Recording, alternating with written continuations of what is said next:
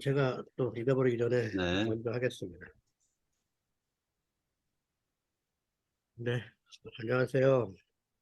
또 서해 첫날 또 이렇게 베드로후서 1장을 또 이렇게 묵상하게 하여 주시는 그 주 예수님께 이제 감사드리면서요.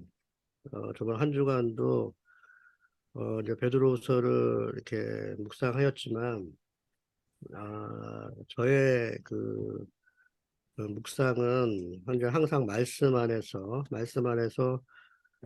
읽을 적에 한 주제가 항상 이렇게 좀 떠오르는 그런 게 좀 있어서 다시 이렇게 이제 시작하는 그 말씀 가운데 베드로후서 1장 1장 저는 이제 1절, 2절에 대해서 읽다가 이제 사도의 중요성을 또 이렇게 한 주간 이렇게 묵상하는 그 한 주가 되었습니다. 일단 제가 그 주제는 이제 사도고요. 어, 1절에서 2절을 읽고 제가 간단하게 이제 좀 하겠습니다. 베드로서 1장의 1절 2절에 어, 예수 그리스도의 종이며 사도인 시몬 베드로는 우리 하나님과 구주 예수 그리스도의 이름을 힘입어 동일하게 보배로운 믿음을 우리와 함께 받은 자에게 편지하노니 하나님과 우리 주 예수를 알므로 은혜와 평강이 너에게 더욱 많을지어다 이렇게 해가지고 말씀 안에서 보면 이제 1절에 그 사도가 이제 눈에 많이 저에게 띄었습니다. 그 다음에 이제 사도와 또 경건도 이제 눈에 이제 띄게 되어가지고 그 사도라는 그 주제는 어, 항상 그 사도 바울님이 이제 그 내 마음에서 이렇게 요동하고요. 그 사도는 이제 무엇인가를 이제 생각을 이제 하게 되었습니다. 그러니까 사도는 그 이제 일반적인 뭐 천주교나 뭐지 그 바티칸 쪽 그쪽하고의 그런 사도하고는 완전히 다른 그 베드로서에서의 그 사도는 정말로 그 형제와 자매 또 어, 모든 그 사람들의 어, 그러니까 쉽게 해서 저 영을 살려주는 그 일을 받으면 부활하신 그리스도 예수님을 증거하는 그 마음이 왔어요. 그 증거를 할 적에는 그 사도라는 그러니까 그 베드로가 어, 회개하여 거듭나기 전에는 이 사도로서의 그 직분을 없었지만 온전히 이제 그리스도 예수를 만남으로 그 사도라는 그 직분을 주님께 받았을 거라는 그 시대의 생각이 들었던 겁니다. 저는. 그래서 이제 사도는 말씀 안에서 이제 경건한 이제 사람이며 주 예수님의 이제 선택되어 이제 부르심을 받아 복음을 전파하는 사람입니다라고 이제 생각을 했습니다. 또 사도는 자신의 재산, 직업, 가족을 온전히 포기하며 오로지 주 예수님의 사역을 위해 주 예수님께 순종하는 그 참 의인이 아닐까라는 또 생각을 해보게 되었습니다. 이것을 말씀으로 우리가 읽게 되면 일단 갈라디아서 1장 1절에서 5절을 읽고 한번 이거는 박 형제님 한번 읽어 주십시오. 1장 1절 5절이요. 네. 네.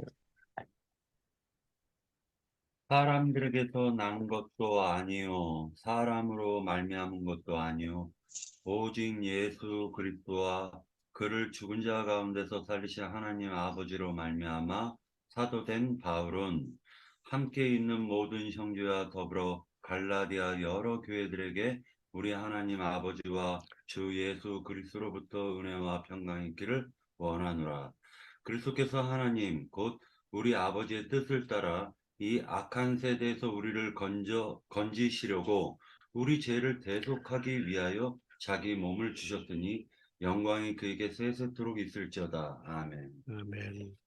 맞습니다. 그러니까 첫 번째 진짜 사도로서 이렇게 진짜 예수 그리스도로 이렇게 우리 주 예수님께서 이러한 사역을 어, 택하심과 그러니까 부르심으로 많은 십이 제자와 또 성령 기름 부은 마가다라 등의 많은 사람들, 사도들을 이렇게 칭할 적에 아주 중대한 복음을 전하는 세상의 모든 것을 다 버리고 오로지 복음에 의해 이렇게 전개되는 그러니까 사돈들을 이렇게 하나하나 이렇게 세우시는 그런 과정에서 아주 중요한 거라고 저는 이렇게 마음이 와서 이야기를 하고 있습니다. 그래서 이제 이렇게 복음서를 쭉 읽다 보면 로마서 1장 1절, 고린도전서 1장 1절, 고린도후서 1장 1절, 그다음에 에베소서 1장 1절에서 2절, 골로새서 또 1장 1절 2절 이렇게 보면 항상 사도라는 그 말씀이 베드로후서에 이렇게 나오는 것처럼 이렇게 칭을 받으면서 말씀이 항상 전개되는 것을 깨닫게 되었습니다. 그래서 다 이렇게 말씀을 찾아 읽고 싶지만 또 이렇게 좀또 찾다 보면 또 시간이 또 많이 걸리니까 그러니까 다들 찾아보세요. 1장 보면 그러니까 모든 로마서, 고린도전서, 에베소서, 골로새서, 베드로전서 1장 1절에는 항상 2절까지 사도라는 것을 명칭으로 말씀이 전개된다는 겁니다. 그러니까 이제 그 당시에 이제 교회에 이제 사역하는 그런 상황이 이제 되겠죠. 예, 저는 그렇게 생각을 하고 있습니다.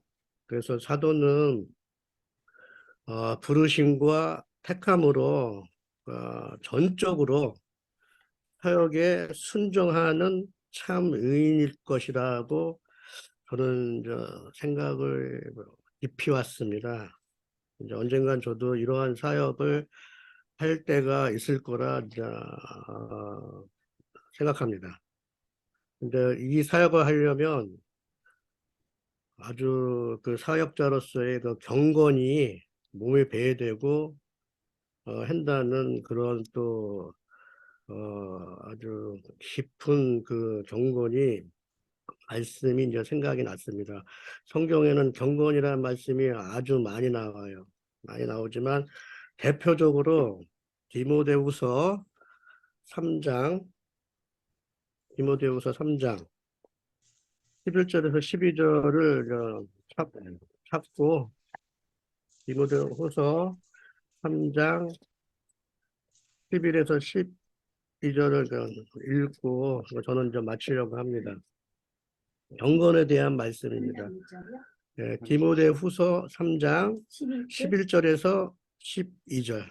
박해를 받은가 고난과 또한 안디옥과 이고니온과 루스드라에서 당한 일과 어떠한 박해를 받은 것을 내가 가연 보고 알았거니와 주께서 이 모든 것 가운데서 나를 건지셨느니라. 무릇 그리스도 예수 안에서 경건하게 살고자 하는 자는 박해를 받으리라. 악한 사람들과 속이는 자들은 더욱 악하여져서 속이기도 하고 속기도 하나니. 아멘. 아멘. 그렇습니다. 어쨌든 많은 경건이 있지만 이제 경건은 스스로가 말씀 안에서 하나님께 온전히 순종하는 자라고 마음이 왔습니다. 오로지 말씀 안에서 순종하여 하나님의 말씀의 사역을 온전히 이루어내는 사도가 진정한 하나님의 아들이 아닌가 생각을 해봤습니다. 우리 황영재님의 그 증거를 들으면서 정말 우리가 주님 안에서 거룩한 주님이 거룩하듯이 주님의 제자고 사도인 이 시몬 베드로의 이 후서를 들으면서 우리가 주님께서 당부하신 이 거룩한 그 경건에 대한 그 의미를 다시 한번 이렇게 말씀을 통해서 분명한 이해를 갖기를 원합니다. 저 또한 주님이 베드로 1절에서 사도인 시몬 베드로는 우리 하나님 구주 예수 그리스도의 의를 힘입어 동일하게 보배로운 믿음이라고 했거든요. 동일하다는 것은 같다 이거죠.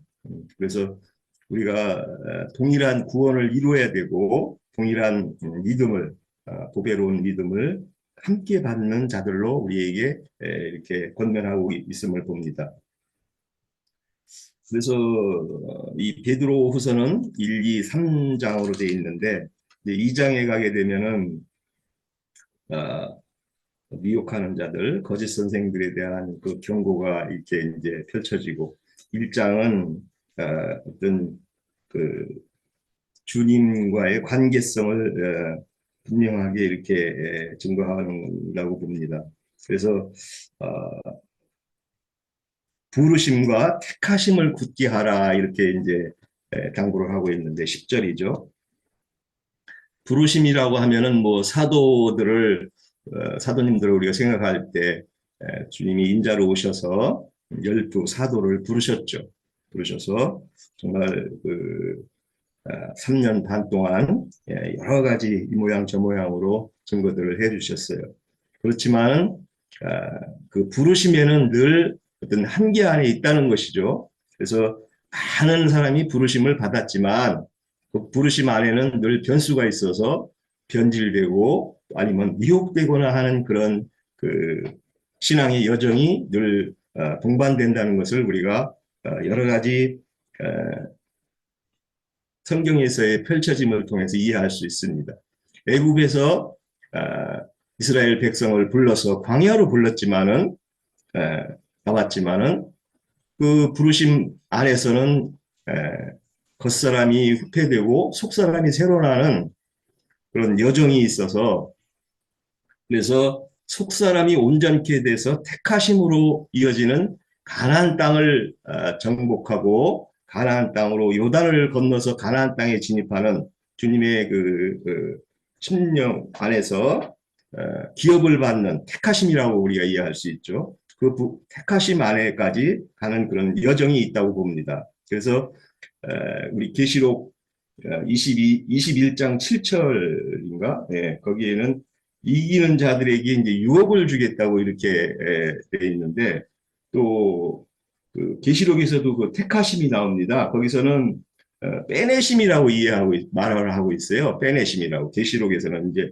물론 뭐 어느 성경에는 거기도 이제 택하심이라고 번역을 한 것이 있는데 남바 그 1589죠. 그 이게 이제 그 택하심 아니면 부르심 택하심이나 빼내심이라는 이런 그 용어를 써서 이렇게 번역을 하고 있습니다. 그래서 많은 그 사람들 중에 택하심을 받는 문제는 하나님의 아들들이 되는 주님이 하나님의 아들로서 그 부활에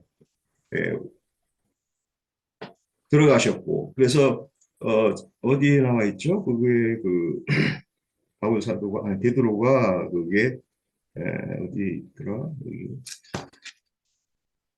17절이네요. 지극히 큰 영광 중에서 이러한 소리가 나기를 내 사랑하는 아들이요 내 기뻐하는 자라 하실 때에 그가 하나님 아버지께 존귀와 영광을 받으셨느니라. 이게 이제 변화산에서 사건이죠. 변화산과 또 사도행전으로 이어질 때 부활하신 후에도 이런 말씀이 있었고 그래서 그 하나님의 아들들이 되는 문제는 이 택하심 안에서나 우리가 이게 분별이 된다는 거죠. 그 영으로 오신 주님을 우리가 만난 사람들과 그 영의 증거를 가지는 사람들의 영에 따라서 교회 생활하고 그 안에서 우리가 주님 안에서 택하심을 굳게 하라 이런 말씀으로 우리를 이게 권면하는데 택하심 안에서나 하나님의 아들들이 되는 이기는 자의 반열로 들어갈 수 있는 하늘의 장자교회의 실현이 된다는 것이죠. 그랬을 때 많은 사람을 부르지만은 그 부르심 안에서는 필수적으로 택하심을 받는 그런 그 사역과 또 그런 사역 안에서의 우리의 모임 생활, 교회 생활이 필수적으로 동반돼야 혼의 구원을 온전히 이루는 그런 그 신앙생활이 된다는 것이죠. 그래서 성경은 많은 사람이 부르심을 받지만 미혹되고 또 변질되고 또 그래서 그 많은 사람들이 바깥 어둠에 처하는 그런 상황이 일어나고 그래서 바울 사도도 동일하게 권면을 계속하고 있죠. 표대를 향해서 끝나는 날까지 우리의 생을 마감할 때까지 순종함으로 말씀 앞에 순종함으로 달려갈 길을 마치라는 것으로 늘 권면하고 있습니다. 많은 우리 신앙하는 성도들을 보면은 기독교 안에도 뭐 참 진실성을 가지고 신앙하는 사람들이 많죠. 그렇지만 늘 어떤 그 변질되고 끝내는 또 이렇게 다른 길로 가는 것을 보면은 택하심 안에서의 그 변질 부르심 안에서의 변질이 와서 택하심에 그 굳게 되는 굳게 하라는 이 베드로 사도의 여기에 경계를 받지를 못하는 거죠. 그래서 실족하지 않는다 하는 이 베드로 사도의 그 10절에서의 그 말씀을 우리가 잘 이해할 필요가 있다고 봅니다. 그래서 제가 이제 또 뭐 그래서 이제 그 16절이죠. 그리스도의 능력과 강림하심이라고 이제 이렇게 말씀을 이어가는데 여기에 강림이라고 하는 것은 우리가 많은 그 기독교인들이 오해하는 식으로 어느 날 어느 한 시에 오는 그런 강림으로 이해를 하고 있습니다. 이거는 사실은 그 파루시아라고 해서 여기 몇 절에 또 나오죠. 그 강림이 두 번을 이렇게 증거하고 있는데 그 강림이라는 것이 이제 경륜적인 끝날 때를 두고 말하는 겁니다. 파루시아는. 또 오다, 가다 하는 말은 우리가 많이 알듯이 에르코마이죠. 그 에르코마이는 현재적인 것이고 주님이 지금 나에게 오는 것이고 그래서 이 기독교인들이 이걸 구분을 참 못하고 있어요. 강림과 오다, 가다, 주님이 내 안에 들어오다, 현재 재림을 하다 이 의미 뜻을 정확하게 이해를 못하다 보니까 언제 마지막 날 강림이 2000년 중에 계속 어떤 그날 한날을 기다리는 그런 형태로 지금 성경 이해가 아주 변질이 됐습니다. 이게 교묘하게 속이는 그 거짓 사역자들의 그 계략이거든, 책략이거든요. 마귀의 그 계략 안에 들어간 거죠. 말씀을 오해하는. 그래서 꼭 이런 증거들을 들으시는 우리 기독교인들이 있다면 어느 한날 뭐 구름 타고 주님이 오신다는 그 증거는 우리 이 진리를 증거하는 이 시대에 택하심을 받는 올바른 진리 모임 교회를 하는 사람들의 증거를 잘 이해할 필요가 있습니다. 그렇지 않으면 늘 평생 그 신앙생활 여정에서 빗나간 신앙생활만 하다가 마치는 거죠. 주님의 그래서 여기에서 그 베드로 장로님이 늘 강조하는 것은 이런 강림도 오히려 변질시켜서 무천년설이라든가 이걸 또 이렇게 또 변질을 시킨다는 거예요. 이 맞춰지는 경륜에 맞춰지는 것을 오히려 또 없다고 또 증거를 한다는 거예요. 그래서 이건 또 사람들이 교묘히 만든 이야기를 따라서 신약 경륜이 끝나는 것 때를 없다라고 또 이렇게 증거를 하는 사람들이 있잖아요. 무천년주의자들이죠. 그러니까 뭐 어떻게 보면은 이쪽 저쪽 방면을 오다 가다 그러니까 강림과 주님의 오심과 재림에 대한 이해를 아주 혼란하게 해가지고 정리할 수 없을 그런 걸로 해놔가지고 오히려 이런 진리한 증거를 해주면 머리 아프대요. 예.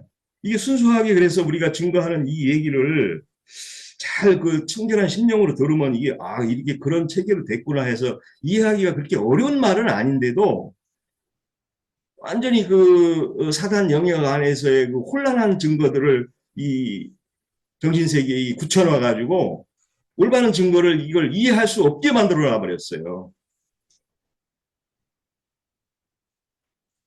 그래서 뭐 베드로 사도는 늘 우리가 예수 그리스도 알기에, 그래서 안다는 것은 우리가 그 5절, 6절, 7절에서 이렇게 쭉 증거하는 것은, 안다는 것은 에피그노시스죠.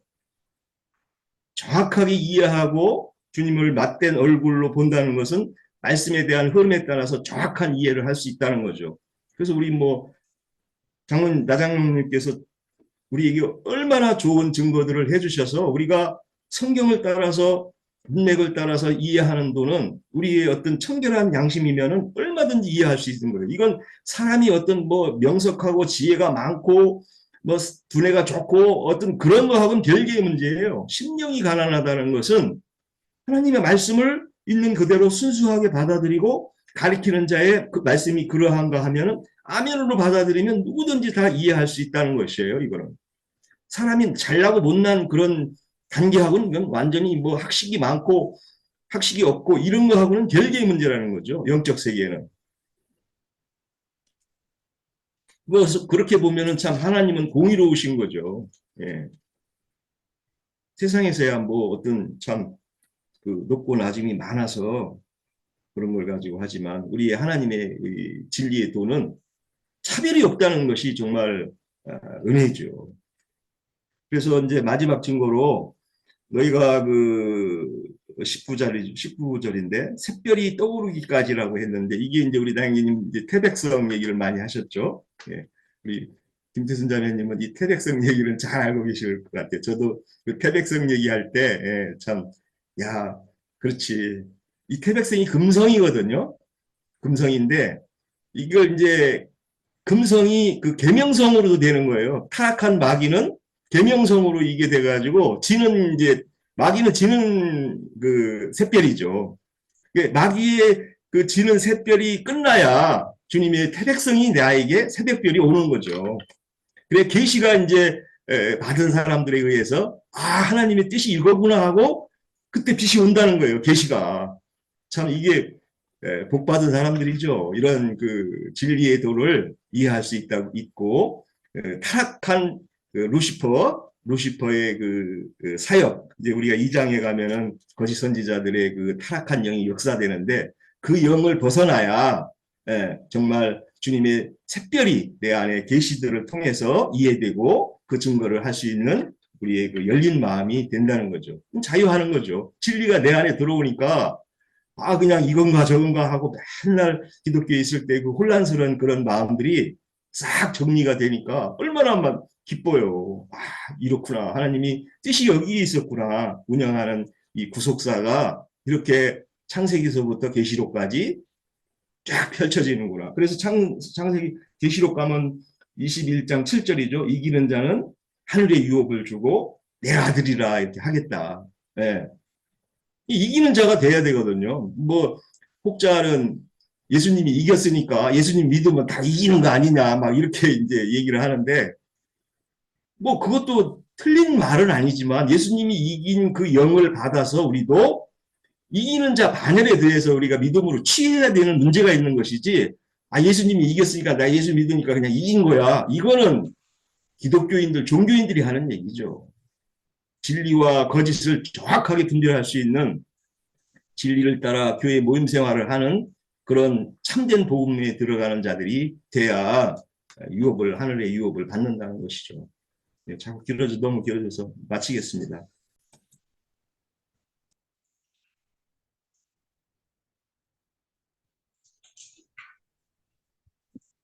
항상 그 뭐 여유 있게 길게 하셔도 상관없습니다.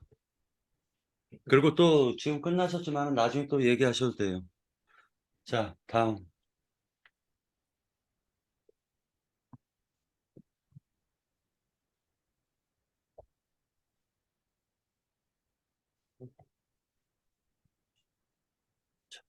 아직 말씀이 많이 아는 게 부족해서요.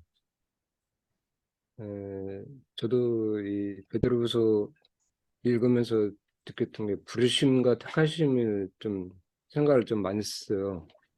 근데 또 메모를 좀 했는데 좀 노트를 좀 듣고 왔네요.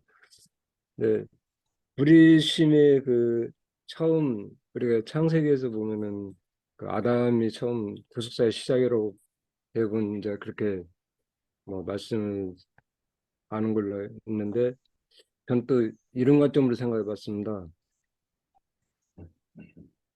그 아담이 흙으로 지었다 했을 때 아마 저는 그 흙이라는 개념을 세상에서 많은 연단과 고난을 아담이 최초로 아마 많이 받은 걸로 그렇게 또 이 생각이 되어지더라고요. 그 말씀에서는 흙으로 지음받고 생기를 불어넣어서 이제 생명이 되었다고 했지만은 실제는 우리 흙 사람은 이 세상에서 많은 어, 고난과 역경을 겪으면서 하나님을 바라보는 그 마음이 이렇게 우리가 변해가는 걸 저 스스로도 많이 느끼는데 이 성경에서 보면서 그 고난이 있어야 참 하나님을 바라볼 수 있는 그 마음이 돌이키는 부분이 시작되는구나 하는 걸 느꼈습니다. 근데 이제 부르심의 시작을 나는 이제 처음에 사도 그 베드로 사도 그 예수님께서 그 제자들을 12제자를 부르셨거든요. 불러서 그 복음 말씀의 시작점이 이제 그 가르침이 시작되고 이어나갔는데 또 이제 그 우리가 택하심이라는 부분도 저도 사실 이 부분을 생각을 못했어요. 부르심은 뭐고 택하심은 뭘까?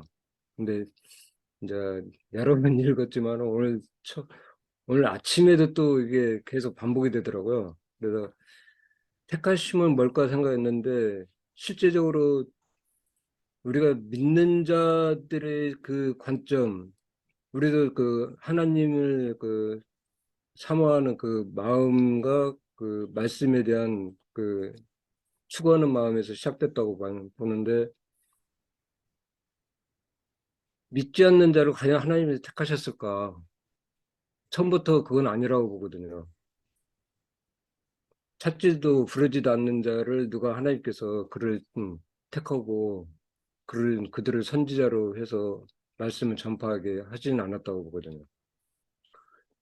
저도 처음에 말씀이 미약할 때는 그냥 그저 세상에 마음을 두고 살아오고 이리 깨지고 저리 깨지고 하면서 올라오는 과정에서 오늘 진짜 택하심이란 참 그 뭔지를 처음 알게 됐습니다. 부르심에 대한 것도 그들의 그 부르심의 시작은 12사도가 아마 그 신앙의 그 씨앗으로 느껴지거든요. 복음에. 주님께서 이 땅에 오셔서 우리에게 복음 말씀 전하시고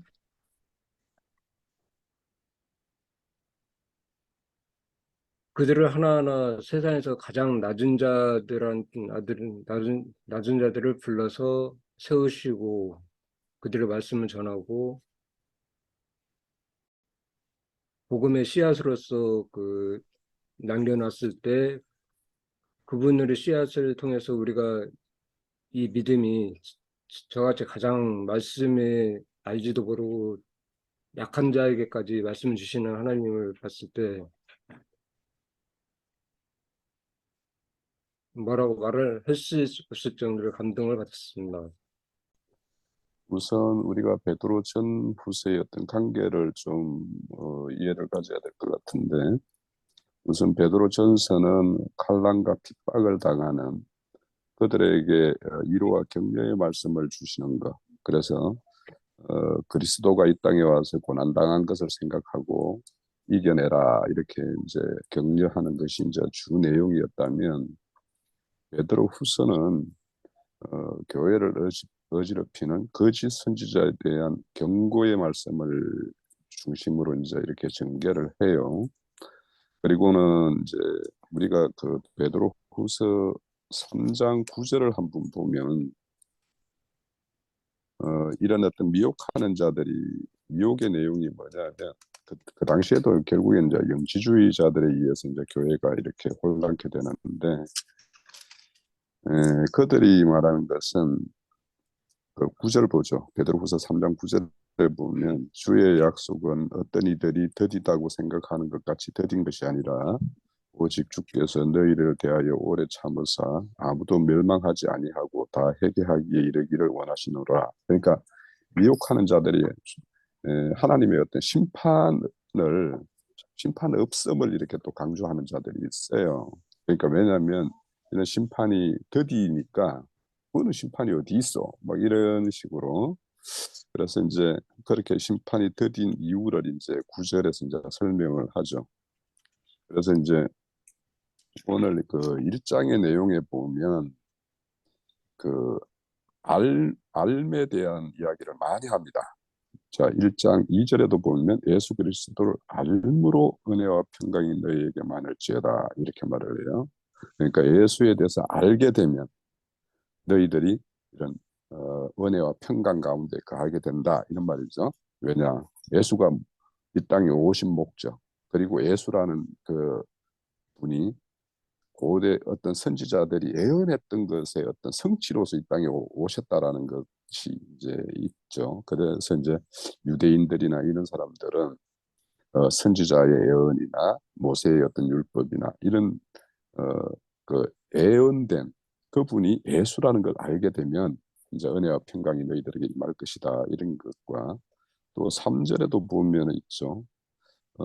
이는 자기의 영광과 덕으로서 우리를 부르신 이를 알므로 이렇게 말해요. 그러니까 안다라는 거.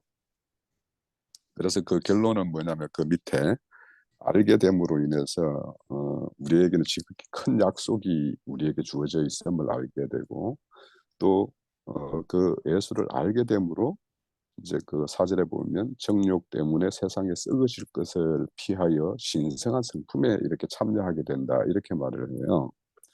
근데 여기 이제 신성한 성품이라고 하는 것은 근원적인 어떤 이 성품이라는 거는 우리가 신의 성품 뭐 그런 건데 이게 근원자에게 이렇게 접목이 된다 이런 뜻을 가지고 있어요. 그래서 우리가 예수 그리스도에 대해서 알게 되면 그 모든 어떤 생명의 근원자에게 우리가 이렇게 접붙임이 되는 그런 것이 되어서 이 결론이 어디로 가고 있냐면 왜 이렇게 알아야 되느냐 우리가 예수 그리스도 아는 거는 지금 뭐냐면 예수 그리스도 알게 되면 너희들이 포도나무와 가지와 관계처럼 거기에서 떨어져 나가지 않을 것인데 너희들이 예수 그리스도에 대해서 잘 알지 못하게 되면 미혹한 자들에 의해서 거기에서 끊겨져서 떨어져 나갈 것을 이렇게 경고하는 거예요. 그래서 여기 안다라는 거는 결국에는 너희들이 예수 그리스도를 잘 알게 되면 그분하고 완전한 어떤 연합체를 이루어서 너희들이 여기에 보면 왜 8절에 보면 그리스도를 알기에 게으르지 않고 열매 없는 자가 되지 않게 하려 한다 이렇게 이야기하죠. 이게 뭐냐면 열매 있는 자가 되려면 결국에는 가지가 나무에 붙어 있으면 열매가 맺히는 거예요. 그런데 지금 미혹하는 자들은 너희들이 그 나무에서 떨어지게 만들려고 한다라는 것이 이 1장에서의 핵심 내용이에요. 그러니까 우리가 왜 예수를 알아야 되고 예수를 알게 됨으로 인해서 어떻게 되냐. 그렇게 예수에 대해서 알게 되면 그 알미 예수 그리스도를 더욱 알게 만들게 하고 그 알미 여기 위에 보면은 믿음의 덕을 이루게 되고 지식을 더하게 되고 또 지식에 이렇게 남용되지 않고 절제하게 되고 이런 것들이 이루어진다라는 거예요. 이게 예수 그리스도를 잘 알게 되면 그래서 이런 어떤 열매 없는 자가 되지 않기 위해서 그러니까 끊어지면은 결국에는 열매가 없는 자가 되기 때문에 너희들은 예수 그리스도를 잘 알아서 잘 알게 되면 그에게 온전히 이렇게 접붙임이 되어서 떨어지지 않고 열매를 맺을 것이다. 그것이 뭐냐? 부르심과 택하심을 굳게 하는 거예요. 그러니까 결국에는 부르심과 택함이라는 거는 근원자인 그분에게 떨어지지 않고 완전한 결착을 이루어서 생명의 열매를 맺게 하는 것이 이제 결론이죠. 그래서 이제 여기 11절에 보면 결국에는 너희들이 부르심과 택하심을 굳게 하게 되면 그리스도의 영원한 나라에 들어감을 넉넉히 너희에게 주리라 이렇게 이야기해요.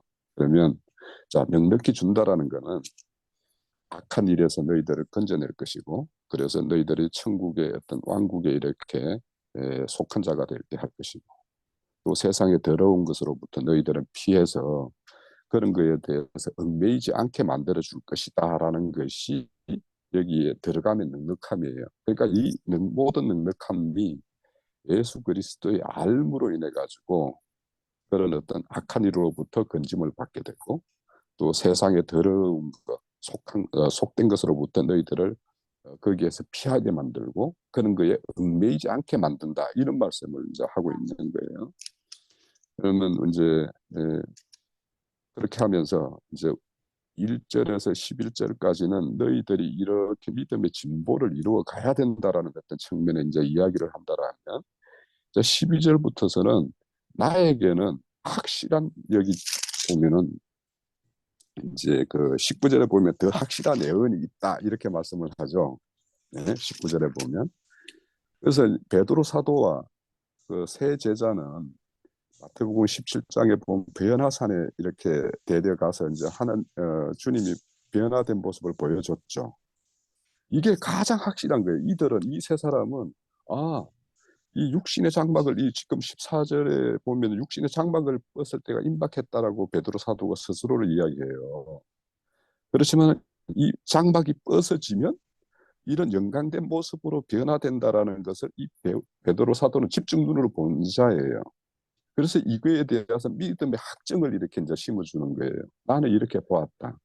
이것이 앞으로 우리에게 주어질 어떤 영광스러운 참 약속이다라고 하는 것을 이제 이렇게 강조하고 있는 것이 이제 그 베드로 사도가 변화산에서 직접 보았던 내용을 이제 설명을 하고 있고,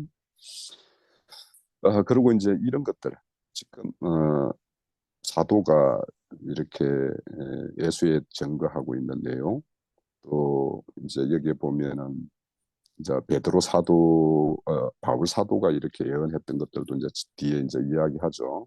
그래서 먼저 아는 것들을 예언을 사사로이 풀 것이 아니다. 이렇게 이야기하는 거는 저는 이 말씀을 보고 또 21절에 보면 사람으로 뜻으로 낸 것이 아니요 오직 성령의 감동하심을 받은 사람들이 하나님께 받은 말을 한다 이런 말씀을 하는데 저는 요즘에 이제 여기 이제 병원에 있으면서 내가 몇 번 이제 이야기를 했던 것 같아요. 저는 여기 이 5절에서 7절 사이에 나오는 단어 중에서 제일 제 마음에 와닿는 건 절제예요. 절제. 우리가 이제 우리 교회의 어떤 풍성한 말씀으로 이렇게 장비된 말씀이 많이 있어요. 많이 있는데 이거를 어떤 절제 없이 우리가 누군가에게 막 갖다 이렇게 쏟아붓는 거는 이거는 저는 잘못하면 폭행하고 같다라는 생각이 들어요. 왜 그러냐면 저는 우리 김자매 요번에 여기 이제 치유하면서요. 이 모든 걸 삼키는 걸 못해서 콧줄로 해서 이렇게 공급을 하잖아요. 처음에. 그때 목에 이렇게 갈증을 느낄 때 그 갈증을 해소하기 위해서 제가 입으로 이렇게 공급하는 물은 진짜 조그만 깔때기에 물방울로 떨어뜨리면 한 4대방울 정도 되는 거 있죠. 그런 걸로 이렇게 공급을 했어요. 더 이상 주면은 이게 막 잘못 넘어가지고 사례가 들려가지고 이러니까. 그래서 우리가 진짜 교만한 자들을 만났을 때는 가감하게 쳐는 말도 해야 되겠지만 정말 연약한 자들을 만났을 때는 진짜 병아리 물 한 모금 마시고 하늘 쳐다보듯이 이렇게 진짜 조심스럽게 우리가 이런 영적인 생명을 다뤄야 될 부분이 있다. 여기 보면 육신의 어떤 생명을 다스리는 의사들도 매번 검사해요. 검사해가지고 결과치 보고 뭘 이렇게 처방을 내린단 말이에요. 그러니까 우리가 그런 면도 이제 이렇게 생각을 좀 해야 되겠다 싶고, 오늘 저는 베드로전서 후서 1장을 보면서 다른 이렇게 연관된 말씀을 찾다가 요거만 한번 딱 찾아보고 저는 마칠게요. 고린도전서 2장 16절입니다.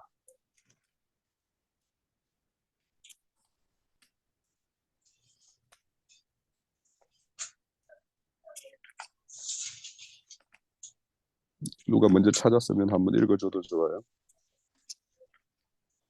2장 16절에 제가 있죠.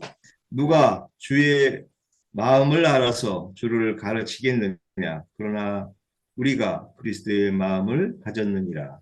자, 그래요. 그래서 여기에 보면 우리가 그리스도의 마음을 가졌다 이렇게 이야기해요. 그러면 이 우리가 그리스도에 대해 아는 지식도 있고, 또 우리가 인생 살면서 경험한 것도 많이 있는데, 이런 것들이 어떤 그리스도의 어떤 마음하고 잘 일치가 되느냐. 그러니까 그리스도가 우리의 어떤 생명을 다루고 이렇게 이끌고 하는데, 그 마음과 우리가 어떤 연약한 자를 이끌고 교회를 건축하고 하는 일에 우리가 그리스도의 그분의 어떤 마음 속에 있는 그 예민한 그런 것들을 가지고 우리가 행하는가, 이런 거에 대해서 우리가 참 생각해 보면 좋겠다. 그래서 우리 모두가 그리스도의 마음이 어떨까? 내 앞에 있는 이 형제 자매를 대하는 그리스도의 마음은 어떨까? 이거에 대해서 우리가 늘 생각해 보면 우리가 좀 실수도 좀 줄일 수도 있고, 또 오히려 그에게 어떤 은혜를 끼치고 생명을 이렇게 공급하는 것이 더 풍성해지지 않을까, 더 좋은 열매를 맺게 하는데 우리가 조력할 수 있지 않을까, 이런 생각을 했어요. 그래서 우리 오늘 모두가 이제 신년인데, 신년에 우리가 모두 그리스도의 마음과 나의 마음이 잘 이렇게 합치되어서 우리가 가진 것들도 그리스도의 마음과 이렇게 잘 매칭이 될 수 있도록, 그런데 한번 좀 이렇게 마음을 가지는 한 해가 되었으면 어떨까 싶습니다. 예, 저는 마칠게요. 예. 1부 여기서 마치고요. 그 다음에 잠깐 쉬었다가 2부 할 때는 참석하지 못하신 분들 가운데서 참석하시고 싶으신 분들이 자유롭게 참석하시고,